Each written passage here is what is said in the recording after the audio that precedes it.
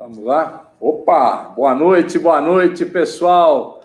Estamos aqui em São Paulo, aqui nesse final de tarde, início de noite, aqui para conversar com vocês aqui na nossa live, que é transmitida aqui pelo canal da Resistência, pelo Facebook do Zaratini, Instagram, Twitter, YouTube e o que mais tiver por aí. E estou aqui hoje com o Daniel Cara. Daniel Cara é um companheiro de lutas, batalhador, não só na área da educação, mas na política geral. Daniel foi um coordenador e hoje é um dos diretores da campanha nacional pelos direitos da educação, não é, Daniel?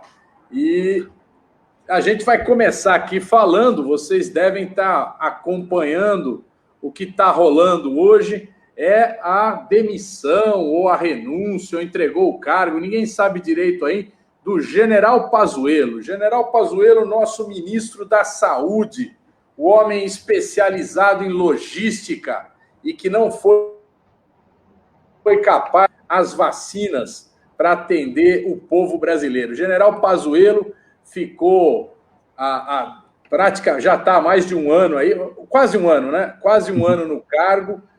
Diz que entrava para resolver, que ia fazer com que todos os testes fossem feitos, não foram feitos, ia garantir vacina para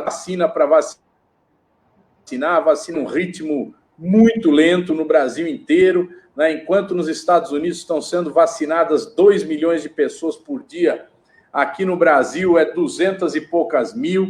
Então, é uma situação muito ruim e, ao mesmo tempo, a gente vê o número de infectados aumentar violentamente e o número de mortes já passa de 2.000 mortes por dia.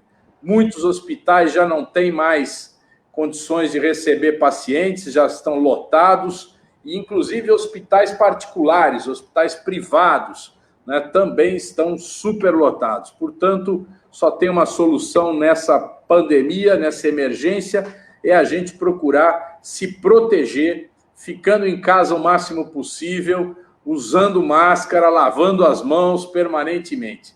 Então, eu estou aqui com o Daniel. Daniel, a notícia é essa, a notícia do momento, a queda do General Pazuello, e parece que já o Bolsonaro chamou para conversar a cardiologista Ludmila Najjar, que é uma grande médica, certo? Que vem tratando muitos casos de Covid, com sucesso, inclusive.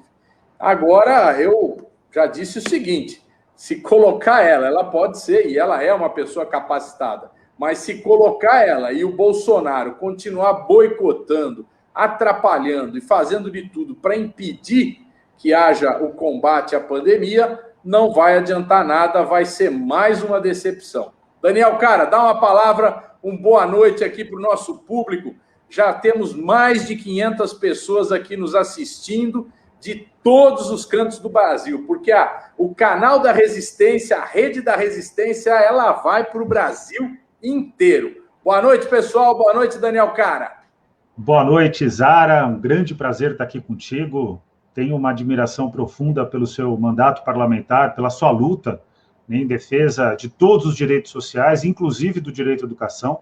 A gente já se encontrou em várias oportunidades, você fez um trabalho brilhante que muita gente não sabe na defesa do recurso do petróleo para a educação e para a saúde, e é importante reiterar, né, que a gente precisa ter aliados como você no Congresso Nacional, né, que também já teve uma atuação nessa semana também muito intensa contra o ajuste fiscal do governo federal na PEC 186, né, e fez um trabalho digno de quem, de fato, é oposição programática no Brasil.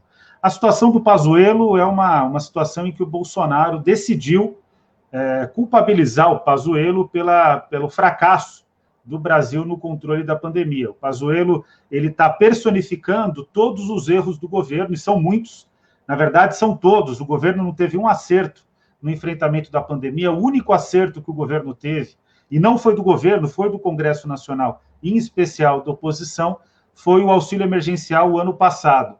E até eu tive um debate forte agora nas redes sociais, chamando atenção para o fato de que a gente deveria ter mantido o auxílio emergencial em janeiro, fevereiro, março, e essa foi uma questão, inclusive, levada pela bancada do Partido dos Trabalhadores. E o fato é que o Pazuello não tem a mínima condição de ser ministro da Saúde, não tem a mínima condição de ser gestor de qualquer necessidade logística do Brasil.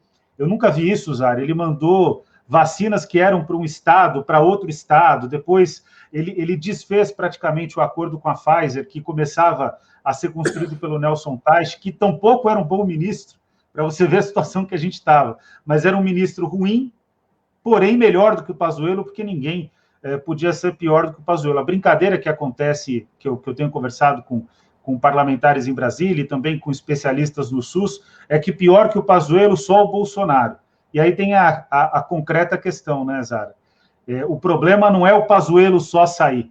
Para resolver a luta contra a Covid-19, na verdade, a gente precisa superar Jair Messias Bolsonaro. Quer dizer, quem tem que sair de fato é Jair Messias Bolsonaro. E eu acho que a gente precisa deixar claro para a população brasileira que a responsabilidade pelas mortes que nós temos, antes de mais nada, é de Jair Messias Bolsonaro, que é o pior presidente da história do Brasil. É isso mesmo, Daniel. E é por isso que nós do PT e a oposição em geral, né, adotou a palavra de ordem de fora Bolsonaro. Né? Entramos com vários pedidos de impeachment, são mais de 60 pedidos, eu acho que já deve ter chegado em 70 pedidos de impeachment, que estão lá, dormiram na gaveta do Rodrigo Maia e agora dormem na gaveta do Arthur Lira. Né? Olha, Daniel, nós já estamos aqui com praticamente 1.000 pessoas nos acompanhando, e eu queria pedir a todos que estão nos acompanhando para compartilhar, certo, nas suas redes, para divulgar, né, para comentar aqui, pode comentar, muitos comentários estão entrando ao mesmo tempo, né, e muitos dizendo o seguinte, Daniel, isso que você falou, tirar o Pazuello e não tirar o Bolsonaro não vai resolver muito, porque é da natureza do Bolsonaro desorganizar, atrapalhar, avacalhar, destruir tudo que é feito para o bem do povo do Brasil. Ele é um incentivador de manifestações. Hoje eles fizeram algumas manifestações no Brasil, né, os bolsonaristas, pedindo golpe militar de novo, combatendo os governadores que estão colocando restrições. Né, aqui em São Paulo, o Dória, depois de muita insistência, teve que se dobrar e restringir as atividades no estado de São Paulo. Né? Em outros estados, isso já foi adotado também, na Bahia, no Ceará, no Maranhão. Né? O Rio de Janeiro faz de conta que está brincando lá, continua brincando com a situação. Né? No Distrito Federal, eu estive em Brasília semana passada, 8 horas da noite, está fechando tudo. Né? Então, até no Distrito Federal, onde o governador é um direitista, está adotando essas medidas mínimas de combate à pandemia. Né? E o Bolsonaro, ele incentiva essas manifestações contra os governadores, né? Querendo que abra o comércio, que funcione tudo. Quando a solução, exatamente, o Daniel falou aqui, é a gente ter o auxílio emergencial, o apoio financeiro às empresas, especialmente às micro e pequenas empresas, e apoio financeiro aos estados e municípios, para que possam expandir o atendimento às pessoas doentes. E, junto com isso, evidentemente, a vacinação acelerada. Né? O Daniel notou aqui, quer dizer, o governo não conseguiu até agora organizar essa situação da vacinação. E aí, Daniel, uma das coisas que preocupa e que tem muito a ver com a sua especialização na educação é o problema das aulas, né? A volta às aulas. Lógico que todos os pais gostariam de ver os seus filhos voltando às escolas, né? Porque, evidentemente, todos querem os seus filhos estudando na normalidade.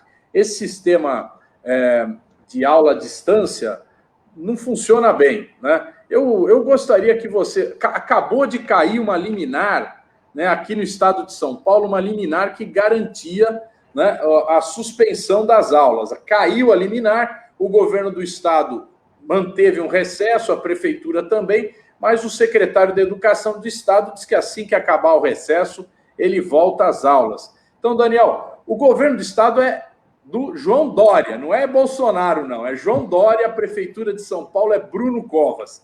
Né? O que você acha, como é que se analisa essa questão da volta às aulas nesse momento tão grave que nós estamos vivendo no Brasil?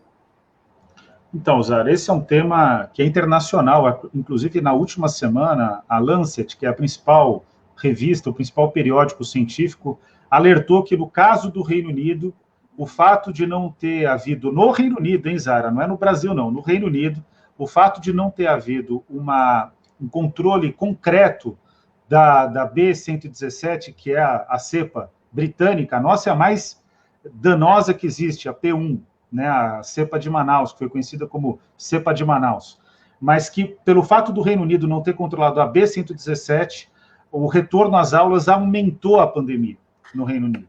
Ou seja, o que é importante a gente frisar, quem compara escola com bar, quem compara escola com shopping, não entende, em primeiro lugar, do que é escola, em segundo lugar, do que é a pandemia. Escola é o espaço que precisa, em tempos normais, estar aberto. Eu defendo, Zari, e muitas vezes até tenho resistência de algumas pessoas da área de educação, eu defendo que escola seja aberta o tempo todo, e não precisa ser aberta com o professor.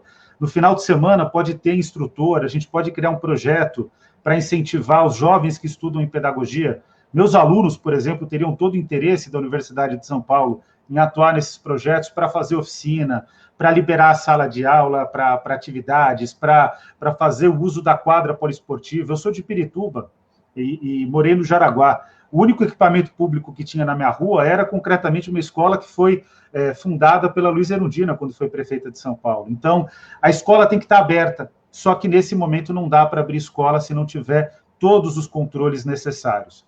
Eu participei de um debate durante a semana com a Fiocruz e com o Observatório da Covid-19 e com membros da rede de análise da Covid-19. Concretamente, Zara, o Brasil não tratou a pandemia a tal ponto que no estado de São Paulo, só estou falando do estado de São Paulo, outros estados não foi assim. Ceará, por exemplo, teve condições, Bahia teve condições, Maranhão teve condições, mas a gestão Dória aqui no estado de São Paulo fez com que os nossos indicadores infectológicos nunca dessem condição para a reabertura de escolas. E é por isso que a gente tem mais de 4 mil profissionais de educação e professores que nessa reabertura de finalzinho de janeiro, começo de fevereiro, foram infectados pela Covid-19. Infelizmente, quase 3 dezenas de pessoas das comunidades escolares vieram a óbito, só falando de profissionais de educação e de 2 estudantes.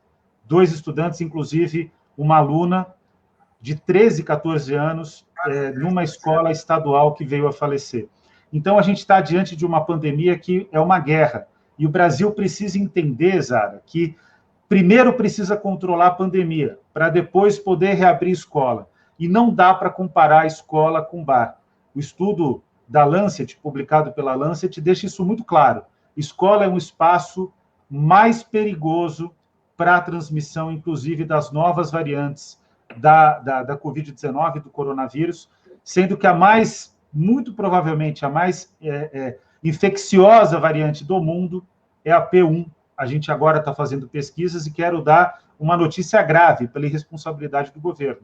É muito provável que o Brasil já tenha uma nova cepa também bastante perigosa que está sendo analisada pelos cientistas. Então, é uma situação clara de que a gente precisa, primeiro, controlar a pandemia, precisa tratar a pandemia com seriedade, algo que o presidente da República não ajuda. O João Dória tampouco ajuda, ele é melhor do que o Bolsonaro, mas ninguém no mundo é pior do que o Bolsonaro. O João Dória não pode ter orgulho de ser melhor do que o Bolsonaro, porque tem Donald Trump, o Bolsonaro, talvez o Bolsonaro tenha passado o Trump já nesse momento. Em terceiro lugar, para ser bastante sincero aqui, o João Dória está disputando ali para ficar no terceiro lugar, fora o acerto do Instituto Butantan, né, que nem é um acerto do João Dória, de ter desenvolvido a Coronavac aqui no Brasil, junto com o laboratório chinês. Na prática, o João Dória também faz uma péssima gestão, e o secretário Rocieli Soares é o pior secretário da história do estado de São Paulo na área da educação. Exatamente. Olha, nós estamos aqui no canal da Resistência, hoje com Daniel Cara, que é um companheiro de luta pelos direitos da educação, é um camarada que tem uma história longa aí, já apesar dele ser jovem, é jovem, tá com a barba meia branca aí, né? Mas ele é um camarada jovem ainda, e está na luta em defesa da educação em nosso país, né? Foi uma das pessoas que mobilizou o país para apoiar a ampliação de recursos para o Fundeb, né? Que é fundamental para a gente investir de fato na educação.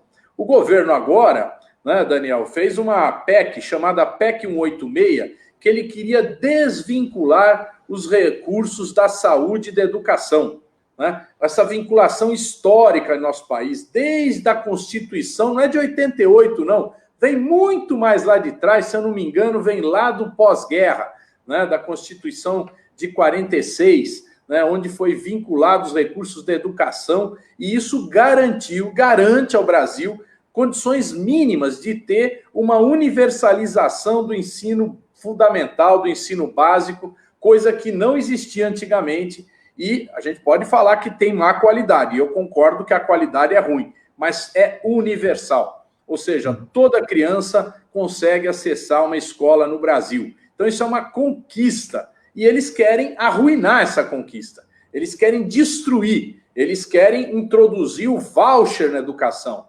onde as famílias mais pobres vão receber um vale, que é igual ao das famílias mais ricas, a família mais pobre vai continuar com seu filho na escola pública, e a família classe média mais rica vai migrar para uma escola particular e usar o voucher para pagar uma parte da mensalidade. Quem tem dinheiro vai abandonar a escola pública e com isso ela vai se degradar mais ainda.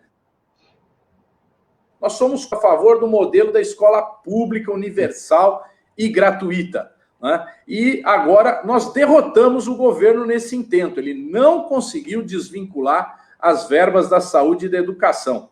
E mesmo os outros fundos, Daniel, está uma polêmica, porque a Câmara derrotou a desvinculação de outros fundos, como o Fundo da Ciência e Tecnologia, o Fundo Social, diversos fundos, mas tem uma leitura da mesa da Câmara que interpreta ao contrário, que houve a desvinculação. Isso vai terminar no Supremo Tribunal Federal, apesar da gente ter derrotado o governo na Câmara dos Deputados. Mas isso é uma polêmica que eu não queria tratar hoje aqui, que ela é muito complicada. Hoje nós estamos vivendo sobre o momento da queda do Pazuello, que é um lambe-botas do Bolsonaro. Eu nunca vi um general lamber bota de um capitão, né? Esse capitão, que diz ele que é o comandante supremo das Forças Armadas, ele chegou a essa situação devido exatamente a essa forma como os militares brasileiros ao golpe contra Dilma, esforço deles para impedir que Lula fosse candidato em 2018. E agora a situação se reverteu, né? A política mudou o vento, o Lula vai poder ser candidato, só não vai ser candidato se não quiser, porque nós do PT com certeza vamos apoiá-lo, eu não sei os outros partidos ainda, vamos conversar com todo mundo, vamos buscar fazer uma frente. Mas ninguém tem dúvida que Lula é o melhor candidato para disputar essa eleição. Pois bem, o Bolsonaro, que tem o apoio desses militares que estão no governo, mas eu não tenho certeza se ele tem o apoio de todos os militares, não.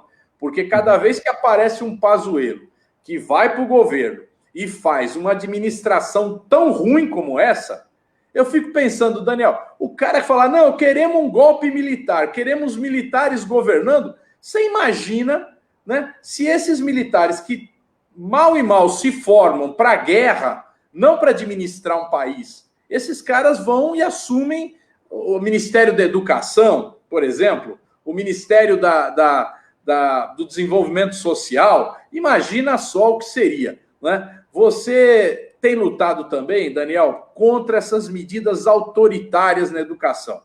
Uma delas é a escola sem partido, que é um assunto que eu gostaria que você falasse um pouco aqui.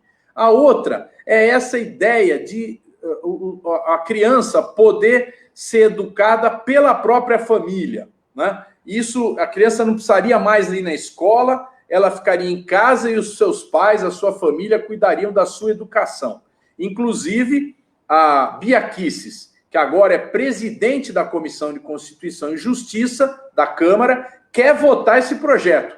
Fala para a gente sobre essas duas questões, escola sem partido e esse outro projeto que eles querem votar agora, que é a possibilidade da criança estudar em casa. Maravilha. Antes, Zara, eu quero falar sobre Luiz Inácio Lula da Silva, que eu fiquei muito feliz, comemorei muito nas redes sociais, também acompanhei todo o percurso do Lula, todos os eventos que ele participou, principalmente o discurso que ele fez, que foi um discurso histórico, né, de um homem que teve a capacidade e a generosidade de, mesmo diante de uma injustiça, propor o estabelecimento de pontes, o estabelecimento de uma frente em defesa da democracia. E eu não tenho dúvida, Zara, do que depender de mim, vai ter uma frente de esquerda, e essa frente de esquerda vai ser capitaneada pelo Lula. O Lula é o único brasileiro que tem condição de capitanear uma frente. Isso precisa ficar claro, uma frente programática, uma frente dedicada a vencer o bolsonarismo, uma frente dedicada a vencer o fascismo, uma frente que represente todos os brasileiros, ainda que muito provavelmente vai ter outros candidatos, mas indiscutivelmente o Lula é hoje a maior liderança, e eu fico até, Zara, eu sou cientista político, né, embora esteja lecionando na Faculdade de Educação e esteja lecionando Economia, que também é uma outra área que eu estudo, mas eu gosto de brincar com os meus amigos da ciência política, porque eles tinham uma obsessão para discutir o que vem pela esquerda no pós-Lula. O que vem no pós-Lula é o Lula, né? Só que é o Lula já numa situação de construir uma frente histórica em defesa da democracia. Sobre essa questão do Escola Sem Partido, começando pela Escola Sem Partido, é importante dizer que, em 2018, mesmo diante da vitória do Bolsonaro na eleição presidencial, mesmo diante de uma mudança grande na Câmara dos Deputados e no Senado Federal, eu sempre costumo lembrar o diálogo contado pelo Delfim Neto com Ulisses Guimarães, e que o Delfim Neto reclamava da legislatura, era deputado federal, e Ulisses dizia, você está errado, espera a próxima legislatura. E, de fato, o que tem acontecido, salvo raras exceções, como você, vários parlamentares da bancada do Partido dos Trabalhadores, parlamentares da bancada do PSOL, do PDT, do PCdoB, a verdade é que a Câmara dos Deputados veio piorando. A gente vê agora a Bia Kicis na presidência da Comissão de Constituição e Justiça. E, mesmo nesse cenário, em 2018, a gente venceu a Escola Sem Partido na Câmara dos Deputados e ele parou de tramitar. E a gente venceu juntos, né? A oposição teve a capacidade de mostrar o absurdo que era o projeto. E no Supremo Tribunal Federal nós tivemos cerca de 7 vitórias. Eu só queria lembrar, Daniel, que foi graças principalmente à deputada Érica Cocai, que ela foi a ponta de lança da bancada do PT nessa batalha da Escola Sem Partido. Eu queria registrar isso. Sim, sim. E o que acontece? A gente vence na Câmara dos Deputados, trava o projeto, e quando o projeto vai para o Supremo Tribunal Federal, analisado a partir de projetos de lei que foram aprovados em entes subnacionais, assembleias legislativas, Câmara dos Vereadores, a realidade é que o Supremo tem 7 decisões e a gente ganhou pelo placar mais apertado, todos quase foram 11-0, mas pelo placar mais apertado a gente ganhou de 8-2. Infelizmente, quem compôs esse 2 aí, né, foi mudando várias vezes, foram vários ministros, mas um ministro sempre estava votando de maneira curiosa, porque não condiz com a sua história, pelo menos mais recente, né, dos últimos 10 anos, que é o Marco Aurélio Mello, que, inclusive, é um ministro que tem tensionado a decisão correta do Fachin. O Fachin só acertou uma vez, concretamente no Supremo, quando ele assumiu que tudo aquilo que tinha sido praticado contra o Lula em Curitiba era perseguição e não era justiça, e que o Lula merece justiça e tem os direitos políticos restituídos. O Brasil, com o Lula, com os direitos políticos restituídos, voltou a sorrir. Muita gente voltou a sorrir, Zara. Eu nunca tinha visto isso. Uma decisão da justiça que realimenta a esperança. E, sinceramente, eu não vou deixar que o Supremo Tribunal Federal abdique dessa esperança, né? Porque agora, provavelmente, a discussão vai ser no pleno. Então, eu estou aqui declarando formalmente que eu estou ao lado de Lula para restituir os direitos políticos plenos dele na própria decisão do pleno e para que ele seja candidato em 2022. O que não pode acontecer é o Lula ter direitos políticos e não ser candidato. Aí eu acho que é um desperdício histórico. A segunda questão que a gente tem que abordar aqui na pauta da educação é que, em relação à tentativa do governo na PEC 186, que foi uma tentativa que a gente venceu, a gente vence uma vinculação constitucional que vem desde 34, Zara. A Constituição 34, de 46, 34, você aponta com razão 46, porque 46 foi uma vinculação em que teve a luta dos educadores de maneira mais clara, né? E é uma vinculação maior. A vinculação ela só foi rompida em períodos autoritários, e não é à toa que o Bolsonaro faz isso. Nós vencemos na questão dos fundos, o PT e os partidos de oposição vão ter que judicializar a questão, porque, de fato, o governo acabou de sair o texto oficial da PEC 186, e parece que os fundos, eles, de fato, foram desvinculados. Então, a gente vai ter que brigar por isso no Supremo, tem que ver exatamente como ficou a redação, mas, concretamente, foi uma vitória, e mais uma vitória dos educadores. E, em relação à educação domiciliar, que você trata, Zara, a pandemia provou que escola é fundamental. Escola é fundamental para a criança, escola é fundamental para os pais. Nenhum pai vai ter condição de lecionar para os filhos melhor do que um professor e melhor do que uma professora. A educação é uma especialidade. E, infelizmente, no Brasil, esses temas avançam, escola sem partido, educação domiciliar, porque a gestão da educação raramente é feita por educadores. Aqui na cidade de São Paulo, nós tivemos o Paulo Freire, e depois de muito tempo a Cida Pérez.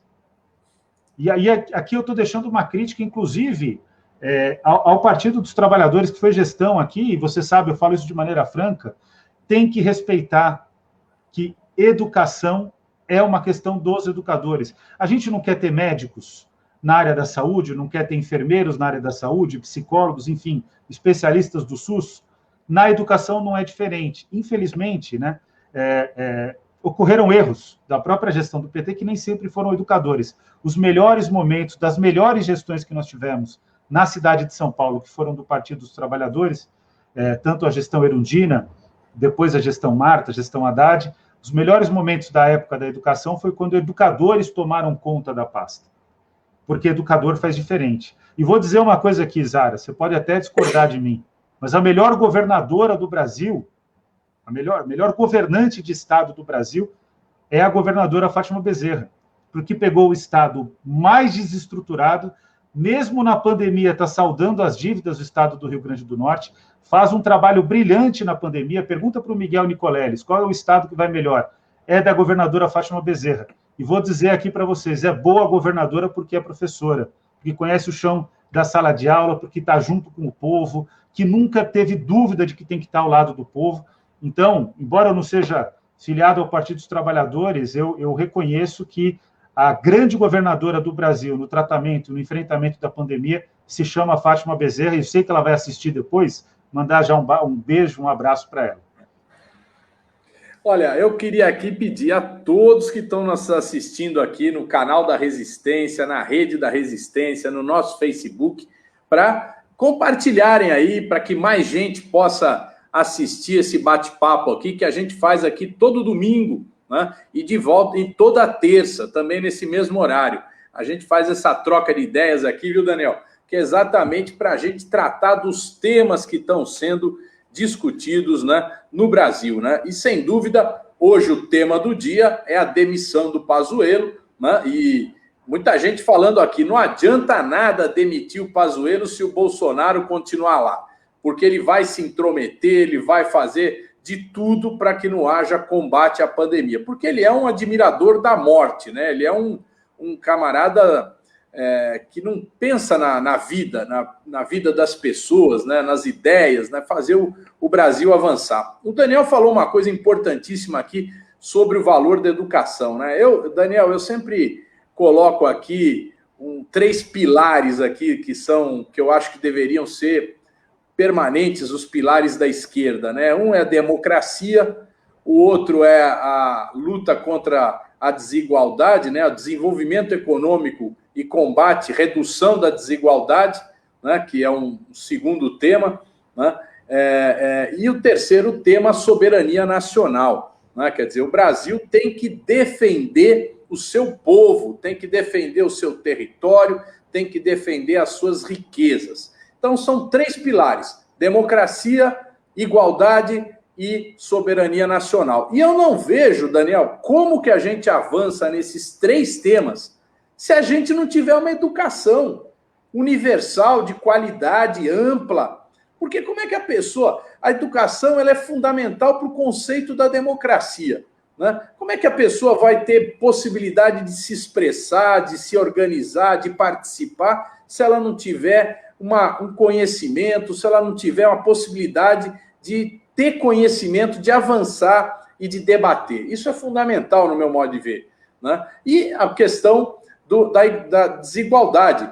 A educação é um pilar no combate à desigualdade, né? Você podia falar, você que já estudou outras experiências de outros países, né? O investimento na educação, e mesmo aqui num período do governo Lula e Dilma, quando houve investimento na educação, isso ajudou a diminuir a desigualdade ou foi só o Bolsa Família? Porque muita gente acha que foi o Bolsa Família que diminuiu a desigualdade. Mas eu gostaria que você falasse um pouco sobre isso. Olha, Zara, tem um aspecto que a gente não sabe, ainda o Brasil ainda não realizou, como a gente diz no debate sobre as políticas públicas, o fato de que tem uma revolução, que é uma revolução que não é silenciosa, mas é silenciada, mas ela está em curso, que é o fato de que o Brasil expandiu vaga na universidade, com o presidente Lula, e nós conquistamos, com um apoio com seu apoio, inclusive, do Carlos Augusto Abicalil, da Fátima Bezerra, do Paulo Rubens Santiago, nós conquistamos as cotas nas universidades. E eu sou professor da Universidade de São Paulo, mas sou conselheiro da Unifesp. E, Zara, eu vou te dizer uma coisa, essa garotada vai mudar o Brasil. E isso é mérito do nosso campo. Foi o nosso campo que conseguiu aprovar a política de cotas, porque as pessoas acham que a Câmara dos Deputados, o Senado, era muito diferente. Ele está piorando, não tenho dúvida disso, mas era muito diferente do que é hoje. Não é. E ainda assim a gente conseguiu vencer os Bolsonaros, conseguiu vencer todos aqueles. Vou lembrar aqui, o DEM do Rodrigo Maia, do Mandetta, do ACM Neto, foram contra as cotas, inclusive entraram com ação no Supremo Tribunal Federal. E foram derrotados no Congresso e derrotados depois no Supremo, não é isso? Exatamente, exatamente. E é importante frisar que a gente conseguiu fazer essa revolução silenciosa. O que eu gosto desses 3 pontos que você traz, Zara, até vou te pedir aí uma ajuda para encampar essa questão. Eu fui convidado pelo Márcio Postman e eu estou colaborando com o Instituto Lula nesse sentido. A gente precisa construir a ideia de que esses 3 pilares, que também são os meus, eu compartilho da sua visão, eles precisam de um investimento sólido em educação, ciência e tecnologia. A gente precisa até ampliar, tentar criar um guarda-chuva, que, na minha opinião, é o guarda-chuva do conhecimento, porque é o conhecimento concreto, é você dar oportunidade, não só na educação básica, mas na educação superior, na produção científica, com política de cotas, para você mostrar que o Brasil vai mudar quando ele tiver consciência que ele precisa se reindustrializar, mas precisa se reindustrializar com sustentabilidade e precisa se reindustrializar com outras caras. Eu vou dizer um aspecto aqui que é revolucionário. As melhores pesquisas que nós temos já em áreas duras são de alunos cotistas que chegaram já ao mestrado ou doutorado. E o compromisso deles, isso é bonito dizer, Zara, não é simplesmente com a satisfação individual, é de fato mudar a história do Brasil, é fazer pesquisa que interfira na qualidade de vida de onde eles vieram, da periferia, na qualidade de vida da favela, na qualidade de vida do sertão nordestino. Então, concretamente, esses 3 pilares que você traz, todos os países do mundo, olha, já visitei a Coreia do Sul, já tive a oportunidade não fui até a Finlândia, mas de conversar com gestores do caso finlandês, né, do Ministério, que seria o Ministério da Educação na Finlândia, já tive a oportunidade de conversar com gestores de educação do Canadá, visitei o Uruguai que, olha, reabriu escola, porque a transmissão comunitária no Uruguai é 0,2 por 100 mil habitantes, quando reabriu escola. Aqui em São Paulo está em 1.300 e pouco por 100 mil habitantes. E eles reabriram a escola. Você vê o tamanho da irresponsabilidade do João Dória. Mas o fato é que, conhecendo esses países, o que a gente percebe, Zara? Que democracia, igualdade e soberania são os 3 pilares do projeto de desenvolvimento e que o motor para o projeto de desenvolvimento é educação, ciência e tecnologia, trabalhando em conjunto. E eles não perceberam que esse conjunto é o guarda-chuva do conhecimento.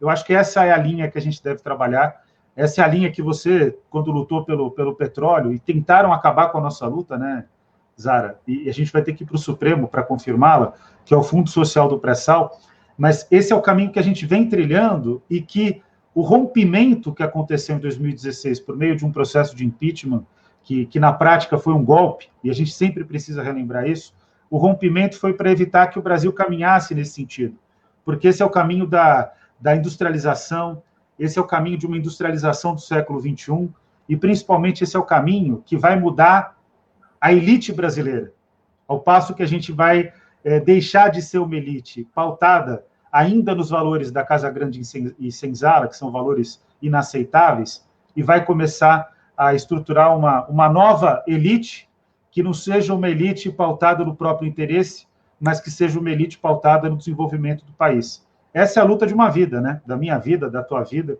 é a luta do campo da esquerda, e eu acho que a gente não pode abrir mão dela de forma alguma. Exatamente.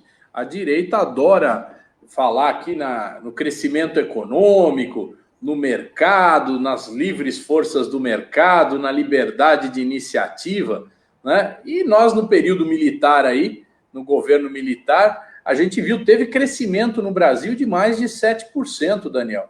Mas o crescimento ficou na mão dos mais ricos, né? A pobreza aumentou enormemente, uma migração nos anos 70, 80, que veio do interior para as grandes cidades, que gerou toda essa imensidão de pessoas morando em favelas, em loteamentos clandestinos, tendo que gastar horas e horas no transporte de péssima qualidade.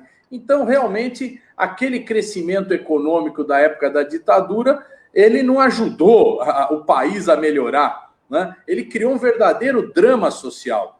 E exatamente a educação ficou marginalizada, porque o conceito dos militares, o máximo que eles evoluíram, que eles diziam que era evolução, era educação moral e cívica, né? Eles queriam que os alunos batessem continência todo dia de manhã. O Daniel não viveu nessa época, né, Daniel? Mas eu vivi, né? Eu era estudante secundarista, né? E até a época da universidade, né? Eu vivi esse período. Lógico que depois que eu saí, fui para o colégio, do colégio para a universidade, ninguém mais dava bola para esse negócio. Mas lá, quando eu tinha 11, 12 anos, tinha que bater continência para a bandeira. Era um negócio assim, essa história de colégio militar, que agora eles vêm dizer que a grande solução é colégio militar, né? Não, vamos ter os colégios militares para acabar com a bagunça nas escolas, essa coisa toda. Eu até queria... É lógico, isso aí não tem nem nexo, né? O cara chegar a querer militarizar as escolas, né? Lá em Brasília fizeram uma lá, as meninas têm que pentear o cabelo, não sei de que jeito, amarrar o cabelo, os meninos não podem usar o cabelo comprido, bom, essas coisas todas. Mas eu queria saber, Daniel, voltando aqui para a pandemia, você não acha que... Bom, já estamos há um ano de pandemia. Eu não vi nem até agora nenhum governo, aqui, pelo menos aqui em São Paulo, que eu acompanho de perto, nem a prefeitura, nem o Estado, fazer um plano de como, primeiro, como as crianças vão se educar durante a pandemia. O Bruno Covas, na campanha eleitoral, disse que ia comprar um computador para cada criança. Eu acho que não chegou esse computador, pelo menos ninguém aí na periferia falou para mim, recebi o computador. Ninguém. Porque senão eu imagino que alguma casa que eu entrasse, alguma criança ia me mostrar esse computador. E eu entro em muitas, né? Não vi isso aí até agora.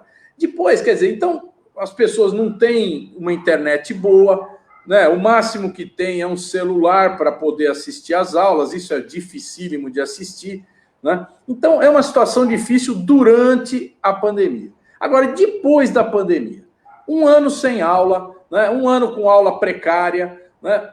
Como que você acha que deveria estar sendo feito esse planejamento para que essas crianças não fiquem defasadas em relação àquelas outras crianças que os pais têm uma internet cavalar, que tem aqueles supercomputadores, enfim, que tem todo esse acesso que a maioria não tem. Então, Zara, a questão da pandemia, ela nunca foi tratada com a devida gravidade e a devida responsabilidade pelos gestores públicos do Estado de São Paulo e do município de São Paulo. Até vou te fazer um pedido formal aqui com a situação de Ribeirão Pires. Ribeirão Pires entrou em colapso, a gente está ali, eu tenho muitos educadores que são próximos, né, e que trazem a questão. O Ribeirão Pires está sem nenhum tipo de assistência. E o João Dória nem dá mínima importância para os cidadãos de Ribeirão Pires, porque não é base eleitoral dele, e tampouco é um município que chame tanta atenção como, por exemplo, São Bernardo do Campo, Diadema, Santo André, São Caetano do Sul, que são municípios mais conhecidos no ABCD-MRR. O fato é que a pandemia, a gente teve um ano para preparar a distribuição de equipamentos e para criar indicadores e reformas de infraestrutura das escolas e aquisição de EPIs, que são os equipamentos de proteção, especialmente a máscara, que tem que ser uma máscara de qualidade, para uma reabertura segura das escolas. Muito provavelmente, Zara, a gente vai ficar numa situação de abre e fecha, como em qualquer lugar do mundo. Só que no Brasil não tem condição nenhuma de abrir, porque as escolas não foram reformadas, a ventilação não foi feita, a redistribuição de alunos dentro das escolas para garantir que exista uma aula presencial, mesmo com 35%, não foi realizada, e, concretamente, aquilo que era mais fácil de ser feito não foi feito, que é a distribuição de unidades computacionais e de kits de acesso à internet. Pouca gente sabe disso, mas em 2015 para 2016, eu recebi um convite da presidenta Dilma para assumir um posto no Ministério da presidenta Dilma para criar um programa de distribuição de acesso e de computadores para os brasileiros e para as brasileiras. A ideia era distribuir para aqueles que não têm e que não têm nenhuma condição de adquirir, seguindo o exemplo do governo do Uruguai. Na época, até era um convite que estaria dentro do Ministério das Telecomunicações, né, em parceria, um programa junto com o Ministério da Educação. Naquele momento, eu fiz o cálculo, Zari, custava 11 bilhões de reais para garantir que todos os estudantes que precisam tivessem acesso a uma unidade computacional e a um kit de internet, que até hoje seria operacional, esse kit de internet, e também seria operacional a unidade computacional. 11 bilhões de reais. A presidenta Dilma topou na hora, né? Acabou que, por conta do processo de impeachment, eu não fui para o governo, até por recomendação do próprio governo, e o resultado é que a gente poderia ter resolvido esse problema. Ela tinha essa disposição. Veio Temer, Bolsonaro, e hoje o IPEA, usando as mesmas bases do estudo que eu fiz, o IPEA chegou à conclusão, Zara, que custa 5,8 bilhões. Ficaria mais barato. Por quê? Porque você consegue comprar, por conta da pandemia e da lei da informática, em maior escala. Qual é o resultado? É que o governo federal não fez nada. O governo Dória tem condições de ter 5,8 bilhões, e é muito menos para o estado de São Paulo, deve ser 2 bilhões, para poder fazer essa distribuição. Não fez nada. O Bruno Covas, graças à negociação do Fernando Haddad com o Supremo Tribunal Federal e com o governo federal, uma questão que ele judicializou, a cidade de São Paulo é uma das poucas cidades com liquidez no Brasil. Ela tem dinheiro em caixa. 7 bilhões no caixa. Exatamente. Belo Horizonte também, do prefeito Calil, que só tem um grande defeito, é torcedor do Galo e não do Corinthians. Mas o Calil, o que ele está fazendo lá? Está usando para distribuir computador e está usando para comprar Sputnik, a vacina russa. O que o Bruno Covas faz aqui, Zara? Nada. O Bruno Covas, ele é a pior definição de governante, porque ele é uma mistura de Bolsonaro com Geraldo Alckmin. Ele não faz nada como Geraldo Alckmin e ele tem valores que são valores do Bolsonaro. Resultado, a cidade de São Paulo já podia ter resolvido esse problema e poderia estar passando tecnologia para outras cidades daqui do estado de São Paulo. Então, concretamente, a verdade é que nossos governantes do Poder Executivo, eles não chegam aos pés do valor, da qualidade do povo brasileiro. Isso significa que o povo brasileiro precisa votar melhor também. Não dá mais para eleger nem Tucano, nem Bolsonaro. Essa que é a concreta realidade. Aqui em São Paulo, Daniel, o Bruno Covas tem 7 bilhões em caixa. A Câmara agora aprovou um auxílio emergencial municipal e já faz praticamente um mês que foi aprovado e ele não paga, é restrito àqueles que recebem o Bolsa Família, quer dizer, só quem recebe o Bolsa Família é que vai ter o apoio do auxílio emergencial municipal. E a gente sabe, tem muita gente que não recebe o Bolsa Família e que está com enormes dificuldades porque está desempregado, porque está fazendo bico, não consegue ter uma renda fixa, né? É uma renda muito pequena, um bico um dia, outro dia não tem, outro dia faz mais ou menos, né? Então, as pessoas estão numa situação aqui em São Paulo de doer. Não é só em São Paulo, no Brasil inteiro. No Brasil inteiro, a situação é calamitosa. Quem está ganhando no Brasil é o agronegócio, que está com o dólar em alta. Então, o dinheiro que eles estão ganhando pela venda de soja, de algodão e outras commodities é um dinheiro superfaturado. E o pior, Daniel, é que isso puxa o preço dos alimentos aqui no Brasil. Então, é uma coisa impressionante, porque aqui a gente paga o preço internacional. Na época que o Lula governava, tinha chamados... O governo comprava uma parte da produção agrícola, né, e fazia uma reserva estratégica, né, e ia vendendo aos poucos. Então, aquilo ali, se o preço de uma coisa aumentasse muito, o governo tinha o estoque regulador. Ele ia soltando aquele estoque para exatamente manter o preço dos alimentos mais baixo. Hoje, não só o povo tem 15 milhões de desempregados, 15 milhões de pessoas vivendo de bico, né? E nós não tem auxílio emergencial, até agora o governo não mandou nada, o pessoal está achando que foi aprovado, mas não chegou nada no Congresso ainda, né? E o preço dos alimentos aumenta sem parar. O preço do óleo diesel aumenta, isso impacta na produção agrícola, impacta no transporte, né? O preço do gás de cozinha está em R$100, é um verdadeiro absurdo o que nós estamos vivendo. Aqui, olha, quero aqui citar algumas pessoas, Daniel, que estão acompanhando aqui o canal da Resistência. O Roberto Alves aqui, um abraço dos cidadãos de Dois Irmãos do Buriti, Mato Grosso do Sul, uma cidade composta por cidadãos majoritariamente petista. Aqui a Haddad teve 62% dos votos. Opa! Grande abraço, Roberto, aí a todos os companheiros de Dois Irmãos, em Mato Grosso do Sul, né? Tem muita gente aqui acompanhando, o pessoal podia dizer, está aqui Eli Lopes Fernandes, de Ceilândia, no Distrito Federal, a Roseli Moreira aqui, Bruno Covas é um desastre, não tenha dúvida, né? Aqui o Miguel Sevilha, fora Bolsonaro, não é Bolsonaro, é Bolsonaro, né? Aqui, então, tem muita gente nos acompanhando e eu vou pedir que todo mundo compartilhe. Está aqui o Paulo Eduardo, de Jardim, Mato Grosso do Sul.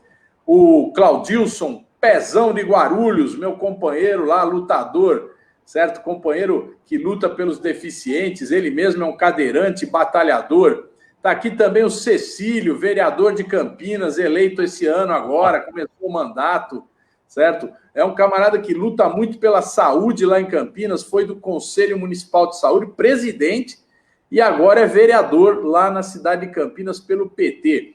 A Valéria, um abraço dos paraibanos. A Quitéria, de Recife. O Márcio Góes, de Araci, Bahia. Galba Nogueira, de Maceió. Você está vendo, Daniel? Aqui é o Brasil inteiro que se encontra aqui no canal da Resistência, viu? E aqui todo mundo aqui querendo ter informações do que está acontecendo. Agora há pouco, Daniel, colocaram aqui no comentário que o Pazuello não pediu demissão.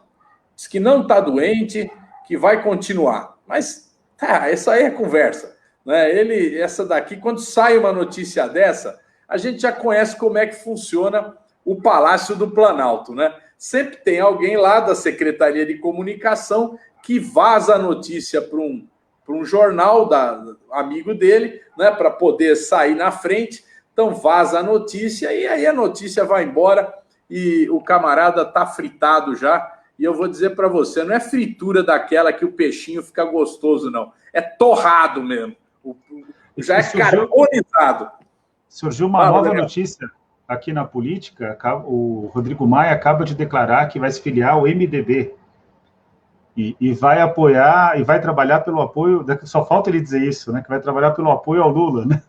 Fazendo uma frente ampla mesmo. Olha, mas acho que ainda. O Rodrigo Maia, quero dizer a você, viu? Ele, enfim, ele é um conservador, um neoliberal, não tem nada a ver com o PT, nada a ver com a nossa política, né? Ele sempre foi oposição ao nosso governo, mas ele saudou, né, essa anulação do processo do Lula, né? Porque, no fim das contas, ele sabe muito bem que o golpe, que ele foi um dos participantes, e a derrota do Fernando Haddad, que o partido dele apoiou o Bolsonaro, né? Ele sabe que levou o Brasil para o buraco, né? Ele é um desses que percebeu que cometeu um erro, né? Outros ainda não. O Dória, ele fala que nunca foi Bolsodória. Ele agora nega o que todo mundo viu, que ele era Bolsodória, né? Então tem esses caras assim que ficam fazendo esse jogo. Eu não sei, o Rodrigo Maia indo para o MDB, né? Ele vai ter um partido maior à disposição, né? Um partido que tem uma grande base nas prefeituras, é o maior partido que mais governa prefeituras no Brasil ainda hoje. Isso vem lá da Nova República até hoje. O MDB é o partido que mais governa prefeituras no Brasil, né? Apesar de que a bancada federal do MDB foi muito reduzida, muito reduzida. O MDB chegou a ter praticamente 40% da Câmara dos Deputados. Hoje não tem acho que 6, 7%, né? Então tem 30 e poucos deputados, é um partido que foi muito reduzido, lançou a candidatura do Baleia Rossi, com apoio do Rodrigo Maia, e o que aconteceu? O DEM e o PSDB roeram a corda do Baleia Rossi, né? E roeram a corda do próprio Rodrigo Maia. O Rodrigo Maia ficou, como a gente diz lá, pendurado na brocha. Tiraram a escada e ele lá segurando a brocha, sem condições políticas de fazer mais nada dentro do DEM, né? E o DEM acabou indicando agora o João Roma como ministro do Desenvolvimento Social no lugar do glorioso Onyx Lorenzoni, um dos cérebros mais confusos e mais direitistas desse governo, né? Também, olha aqui, o Antônio Martendal de Palhoça, Santa Catarina, aqui nos acompanhando. A Carmen de Farias, Rodrigo Maia trocou 6 por meia dúzia. É verdade, é verdade. A Valéria Ferreira, Paraíba está com Lula, não temos dúvida disso. Everaldo Ribeiro, Canguaretama, Rio Grande do Norte. Olha aí, o Daniel falou aqui elogiando a governadora Fátima Bezerra, que foi minha colega na Câmara dos Deputados, depois ganhou o Senado e aí ganhou o governo do Estado, né? E ela sofre muito lá, Daniel, porque a elite lá do Rio Grande do Norte, que não é essa elite que você falou, elite pensante, não, é elite econômica, ela é bruta, né? Lá reinou durante anos Henrique Eduardo Alves, que foi presidente da Câmara dos Deputados, ficou preso aí um tempão, né? Tá agora no ostracismo, porque às vezes a pessoa fala, não, o camarada ficou preso, né? Então fala, o Lula ficou preso. Agora vocês veem, o Lula ficou preso 580 dias, saiu da cadeia, né? Saiu combatendo, tá na luta, agora os processos foram anulados e ele pode ser candidato a presidente da República. Então veja você como é essa coisa, né? Tem cara que é preso e liquida a vida política dele, liquida a vida dele, porque ele é uma pessoa enrolada, culpada. Agora, o Lula, como sempre falou, eu sou inocente, e agora está demonstrado que o Sérgio Moro manipulou os processos, articulou a condenação com os promotores, porque, Daniel, deixa eu falar uma coisa aqui, acho que as pessoas às vezes pensam, não atina. Quando o juiz combina com o promotor o que o promotor vai fazer, esse juiz não está julgando. Imagina só, o contrário, se o juiz combinasse com o advogado de defesa, olha, escreve de tal jeito que aí eu vou absolver o seu cliente. Então, quer dizer, não pode nem combinar com um lado, nem combinar com o outro. O juiz tem que ser imparcial, isento, e não ser uma pessoa que tem na sua mente uma decisão, condenar o Lula. E ele fez de tudo para condenar o Lula, e o Fachin, por vias tortas, acabou, né? Como é aquela frase, Daniel? Deus escreve certo por linhas tortas, não é assim?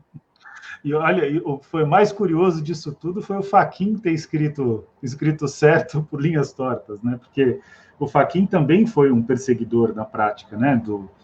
Do campo da esquerda. Olha, a Lava Jato, ela teve no Lula a sua principal vítima da injustiça, da conspiração que ela promoveu. Mas a Lava Jato, na verdade, fez o Brasil vítima. Acabou com a indústria nacional, acabou com a capacidade de investimento, ao fazer o julgamento das empresas, dos empresários, destruiu as empresas. E aqui eu não estou fazendo defesa de empresa nenhuma, eu estou fazendo defesa do emprego, estou fazendo defesa da necessidade de investimento. A mesma questão, Zara, se a gente for pensar, o que a Lava Jato fez é equivalente para várias empresas brasileiras, a saída da Ford, a saída da Sony, daqui a pouco vai sair também a Mitsubishi, parece, né, a fabricação de carros da Mitsubishi aqui no Brasil, da Chevrolet, imagina, a Chevrolet está avaliando saída do Brasil, então é uma situação que ela é assustadora, né? Desde 2016, o Brasil que estava num caminho... Aliás, vale a pena, Zara, ler o livro do Obama. Eu li o livro do Obama em inglês, né? Acho que já deve estar saindo aí, ou já saiu pela Companhia das Letras. Mas o Obama deixa claro que, e até a mudança da visão que ele tinha em relação ao Lula, que era uma visão positiva, e depois ele cedeu ao lavajatismo, né? Mas fica claro, para quem entende da política, que os Estados Unidos conspirou contra o Brasil. E conspirou contra a única liderança que o Brasil produziu, em termos nacionais, desde a década de 80, que se chama Luiz Inácio Lula da Silva.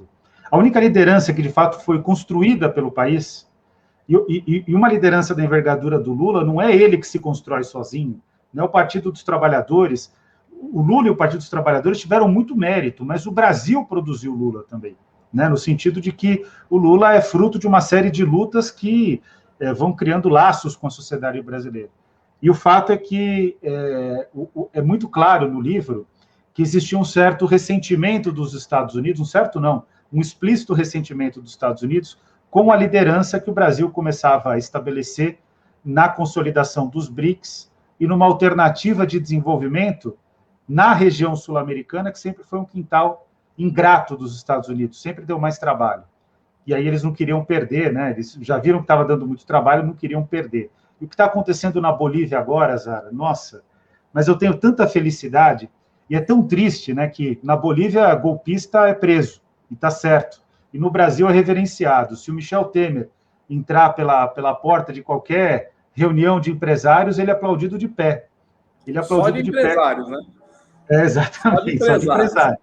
Mas empresário e jornalista também, viu? Coloca o Michel Temer para falar numa coletiva de imprensa, com jornalistas do Valor Econômico, do Globo, da Folha, principalmente do Estadão, né? Então, a gente tem que ter clareza disso, a gente tem que voltar naquele tripé que você falou. Democracia, igualdade e soberania como a sustentação de um projeto de desenvolvimento nacional em que o motor é a educação, ciência e tecnologia. Daniel, você lembrou uma coisa boa aqui, que você falou aqui do Obama, que o Obama conspirou contra o Brasil. Vamos recordar, a NSA, que é uma agência de inteligência americana, uma das várias agências que tem milhares de funcionários, certo? Eles vigiaram as comunicações da Dilma, eles entraram nos computadores da Petrobras para verificar onde estavam as reservas de petróleo, para ver o que a Petrobras estava fazendo. Não foi pouca coisa, não. E, evidentemente, conspiraram, né, com os militares brasileiros. Né? O Brasil tem representantes militares em Washington, adidos militares em Washington, né, que tem contato direto com o Pentágono. Então não é brincadeira, não, a relação histórica dos militares brasileiros com os militares norte-americanos, né? E, evidentemente, eles não têm nenhum interesse do Brasil ter autonomia no petróleo, né? Ser um grande produtor de petróleo, um grande país na petroquímica, se desenvolver da forma como vinha se desenvolvendo, porque eles já viram o que aconteceu com a China. A China, 30 anos atrás, era um país miserável, né? E a China, exatamente por garantir a sua soberania, hoje disputa pau a pau com os Estados Unidos, né? Porque ela tem uma grande população, um grande território, riquezas naturais, e ela se desenvolveu do ponto de vista da educação, da ciência e da tecnologia. Não é por... Vocês viram quando começou a pandemia, eles construíram um hospital em 10 dias. Construíram um hospital em 10 dias. O hospital está lá até hoje. Não é hospital de campanha, não. É hospital de verdade, né? A China tem a capacidade de investimento em ciência. Descobriram as vacinas. O Bolsonaro fica desesperado, porque a vacina aqui de São Paulo, do Instituto Butantan, vem da China. Então, exatamente, eles ficam loucos com essa possibilidade do Brasil crescer e fazem de tudo para o Brasil voltar para trás, né? Então, a nossa luta é contra a elite brasileira, que é escravocrata, que vem a mesma cabeça da época da escravidão. Vocês pensam que por que maltratam tanto as crianças, os negros, como fazem aqui no Brasil? É porque tem uma mentalidade escravocrata enraizada na cabeça dessa elite. Eles não aceitam o povo brasileiro, não odeiam o povo brasileiro, né? Então, eu queria aqui, estamos aqui, já são 19 horas, 1 minuto, né? Eu queria, o Roberto Alves aqui, mais uma vez os Estados Unidos patrocinaram um golpe de Estado contra o Brasil. Agora não mais dispondo de armamento bélico para os golpistas, mas de inteligência, utilizando lawfare. Lawfare é essa forma de utilizar o direito para guerrear contra o inimigo. A violência das leis e a imprensa local para derrubar o governo. É isso aí, Roberto. Roberto Alves, que nos acompanha. Carmen de Farias, Obama é hipócrita, ele espionou os governos do PT, a Petrobras, criou Moro, planejou e apoiou o golpe de 18. Por isso que eu digo, olha, lógico, a gente torceu para o Joe Biden ganhar a eleição do Trump, porque o Trump é um Bolsonaro, né? Agora, achar que o Joe Biden vai respeitar o Brasil, esqueça, gente, esqueça.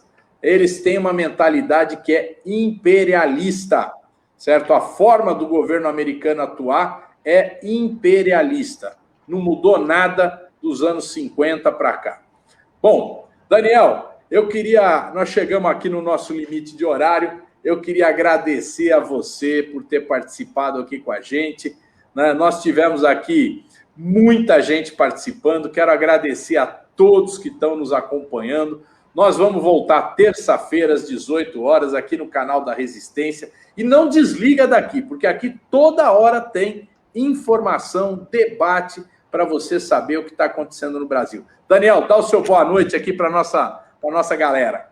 Zara, foi um prazer participar aqui dessa atividade no fim da tarde, início da noite, de domingo. Dizer que eu estou muito feliz, né? Conheci várias pessoas aqui, reconheci várias pessoas aqui no chat, o que mostra que a gente cada vez mais está criando um caldo também político de resistência e a gente já está prestes a dar o próximo passo, Zara. A gente vem resistindo desde 2016 e a gente já começa a olhar uma luz no fim do túnel, que é ter a capacidade de proposição. Então, eu peço para que vocês acompanhem aí o que vai surgir desse trabalho que eu participo no Instituto Lula, que é um trabalho de formulação de um projeto de país contemporâneo para o século XXI e que é feito a partir da luta de todo o campo da esquerda, mas de um partido que não é o partido que eu sou filiado, mas eu tenho a imensa admiração, que é o Partido dos Trabalhadores, que tem em você uma das suas principais lideranças. Então, o que precisar, meu amigo, pode ser domingo, pode ser sábado, pode ser de madrugada, conta comigo, é um prazer estar ao seu lado. É isso aí, Daniel. Só para terminar, olha aqui, Daniel. O Daniel Júnior, seu xará aqui, escreveu: Carlos Aratini e Daniel Cara, companheiros, vocês precisam fazer uma aliança logo com o Putin e o Xi Jinping. Ó, deixa eu falar. Assistam a entrevista que o Putin deu ao Oliver Stone. É um filme de 4 anos atrás, são 4 episódios de 1 hora. Assistam a entrevista do Putin ao Oliver Stone, tem na TVT com legenda, e você vai entender por que a Rússia é a Rússia, né? E por que eles preservam a sua soberania, né? E enfrentam todo momento qualquer ameaça do imperialismo americano. É isso, minha gente. Boa noite, bom domingo. Pazuello já era. Tomara que entre alguém lá que tenha a sapiência de fazer o Ministério da Saúde independente do governo Bolsonaro. Imagina isso, né? É quase impossível, Daniel. Mas nós precisamos de um Ministério da Saúde independente do governo, né? É uma coisa louca. Mas vamos lá, vamos ver o que acontece. Que Deus nos ajude. Boa semana a todos. Obrigado, Daniel. Valeu, Zara. Valeu, um abração.